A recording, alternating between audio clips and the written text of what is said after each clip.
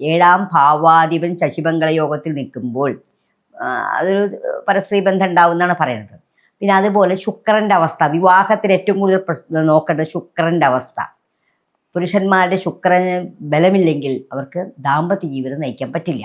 അപ്പോൾ ശുക്രൻ്റെ അവസ്ഥ, ശുക്രൻ നീചരാശിയിലാണോ, ശുക്രന് ബലക്കുറവുണ്ടോ, ശുക്രൻ ബാല്യാവസ്ഥയിലാണോ, ഇതൊക്കെ നമ്മൾ നോക്കിയിട്ട് വേണം വിവാഹം കഴിക്കാൻ. ജ്യോതിഷന്മാർക്കറിയാം ശുക്രൻ എവിടെ നിൽക്കുന്നത്.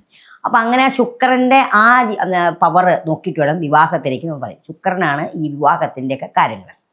അതേപോലെ തന്നെ അതിനൊപ്പം തന്നെ സന്താനങ്ങൾ ഉണ്ടാവും നോക്കണം. സന്താനം പുരുഷന്മാരുടെ 5-ാം ഭാവം, ലഗ്നാണ് 5-ാം ഭാവം, സ്ത്രീകളുടെ 9-ാം ഭാവം നമ്മൾ ശ്രദ്ധിക്കണം. സ്ത്രീകളുടെ 5-ാം ഭാവം നമ്മൾ സ്ത്രീകളുടെ 5-ാം ഭാവത്തിൽ രാഹുവൊക്കെ നിൽക്കുകയാണെങ്കിൽ, പാപഗ്രഹങ്ങൾ നിൽക്കുകയാണെങ്കിൽ അവർക്ക് ഗർഭപാത്രത്തെ പ്രശ്നങ്ങൾ ഉണ്ടാവും. അപ്പോൾ അതൊക്കെ നമ്മൾ വിശകലനം ചെയ്യും. ഒരു പൊരുത്തം നോക്കാതെ 2 മിനിറ്റ് കൊണ്ടല്ല, അത് വിശദീകരിച്ച് നോക്കി പൊരുത്തമുണ്ടോ എന്ന് നോക്കണം. നക്ഷത്രങ്ങൾ തമ്മിൽ പൊരുത്തമുണ്ടോ, ഈ ബാക്കിയുള്ള കാര്യങ്ങൾ നോക്കണം. പിന്നെ പ്രധാനമായിട്ടും വശ്യപ്പൊരുത്തവും യോനിപ്പൊരുത്തവും ഉണ്ടോ എന്ന് നോക്കണം. ഇതൊക്കെ നോക്കിയ ശേഷം മാത്രമേ വിവാഹം കഴിക്കാവൂ.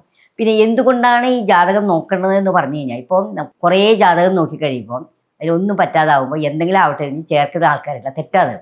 പിന്നെ അതുപോലെ തന്നെ ജാതക പരിശോധന ചെയ്യുമ്പോൾ മധ്യമരഞ്ജി ദോഷം, അതൊരു വലിയ ദോഷം തന്നെയാണ്.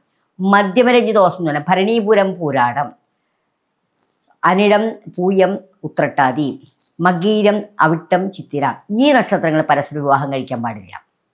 ഈ നക്ഷത്രങ്ങൾ പരസ്പരം വിവാഹം കഴിച്ചാൽ ഒരുപാട് കഴിച്ചവരുണ്ടായിരിക്കാം, പക്ഷെ കഴിച്ചു കഴിഞ്ഞാൽ ഒന്നുകിൽ നമുക്ക് ബുദ്ധിമുട്ട്, അല്ലെങ്കിൽ സന്താനങ്ങൾക്ക് ബുദ്ധിമുട്ട് വരാൻ സാധ്യതയുണ്ട്. അപ്പോൾ അതിന് മധ്യമരഞ്ജി ദോഷം എന്ന് പറയും. ഇനി വേദനക്ഷത്രമുണ്ട്. ഇപ്പോൾ തിരുവാതിര നക്ഷത്രക്കാരൻ, തിരുവോണ നക്ഷത്രക്കാർ വിവാഹം കഴിക്കാൻ പാടില്ല, കാരണം വേദമാണ്.